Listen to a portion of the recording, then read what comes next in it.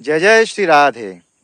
তো আপনি তো সনাতনী, আপনি কি জানেন সনাতন ধর্মের পঞ্চদেবতা কারা কারা? যারা সনাতন ধর্মের প্রধান পঞ্চদেবতা বলা হয় যাদের, তারা কারা কারা আপনি কি জানেন?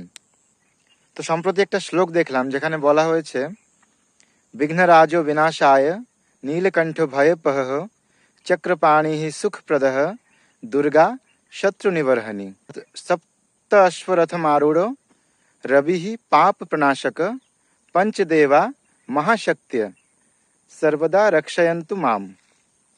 अर्थात विघ्नराजो विनाशाय, अर्थात যিনি विनायक अर्थात श्री गणेश, नीलकंठ भयपह, अर्थात नीलकंठ भगवान शिव, चक्रपाणि सुखप्रदः, अर्थात যার হাতে চক্র থাকে সুদর্শন চক্র, অর্থাৎ ভগবান বিষ্ণু, দুর্গা শত্রু নিবর্হণী, অর্থাৎ দেবী দুর্গা, সপ্ত অশ্বরথ মারূঢ়, অর্থাৎ সপ্ত অশ্ব মানে সাতটি ঘোড়ার রথে যিনি আরূঢ় হন, রবিহি পাপ প্রনাশক, অর্থাৎ রবি অর্থাৎ ভগবান সূর্য, পঞ্চদেবা মহাশক্তিয়া সর্বদা রক্ষয়ন্তু মাম, অর্থাৎ এই পঞ্চদেব মহাশক্তি ধারণ করেন, সর্বদা রক্ষয়ন্তু মাম, অর্থাৎ আমার রক্ষা করুন।